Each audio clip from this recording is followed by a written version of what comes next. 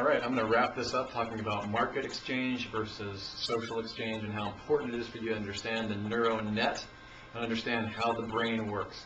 How the new storytelling generation, which is your children and their children, are going to be more into stories and social exchange, and how that's going to be, there's going to be a gradual adaptation between the membrane that separates market values from social values. I'm going to give you some actual stories to explain why we know this is true. Some of the experiments done had to do with research using a computer, where a subject was asked to drag a series of circles on a computer screen with a mouse into a square and do as many of those as they could in a 5-minute period. And what Dan points out in his book, which is very useful for us to understand in marketing, persuasion, and communicating with everybody about what social is, that he actually found out that people work a third harder when they're working for free. Okay, not only that, it's not just about when they're working. In other words, there was a much larger number of circles moved into the square when they were offered a gift instead of 50 cents for the time they spent. They tried to increase the price, and the increasing the price from 50 cents to $5 for moving more circles into the square on the computer in that 5 minutes did work. There was an increase based on higher pay. However, that higher pay still did not exceed the amount of circles moved when somebody was moving socially, moving in a volunteer basis. This is what I'm trying to say. Why is social media so popular? Why did Zuckerberg get offered $1.5 billion for a box of eyeballs that are running around basically doing stuff that you can get fired from your job for doing, which is communicating about not much, except really weird, crazy, fun, and day job killer kind of videos passed around and the rest. And how does that have anything to do with your business? This is the book Groundswell we were talking about just a moment ago.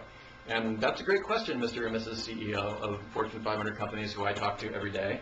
How do you make money doing this? Why is this video being seen by millions of people, the one you're watching right now? Do we know something that you don't? Yes. It's this. Pay close attention to it, because over the next couple of years, you're going to see a major change. You're going to watch the technology stuff that we're putting out about Google I Connect, which Erica will be talking about. You're going to see stuff in Theme Zoom. What you need to do is understand where that free line is. The free line is not actually changing. That's a total bogus myth. If anybody is telling you that the free line is changing, they absolutely do not understand this stuff. The free line is not changing. What's changing is the technology that allows the free exchange of information at a faster rate of speed. Can you say Twitter? Let's all say it together. Here we have Erica's yelling Twitter at the end of the room. So the speck of dust bringing down Goliath, removing a mountain of data, is there a way to technologically set up a situation to make that possible? Absolutely. But first, you have to understand that the social media, or the volunteer aspect of social media, is that people are going to volunteer you information. And it's what you do with that information that makes you a better company. And that's not any different than Jay Abraham's work or any of the other great marketers out there, that your clients and your customers can give you feedback, and that feedback will help you improve your brand. Okay, that's where the money is saved. That's what the book Groundswell is about, and the rest. But you have to know the place and the time to be able to pass more information to them to get them to opt in to your more market value situation.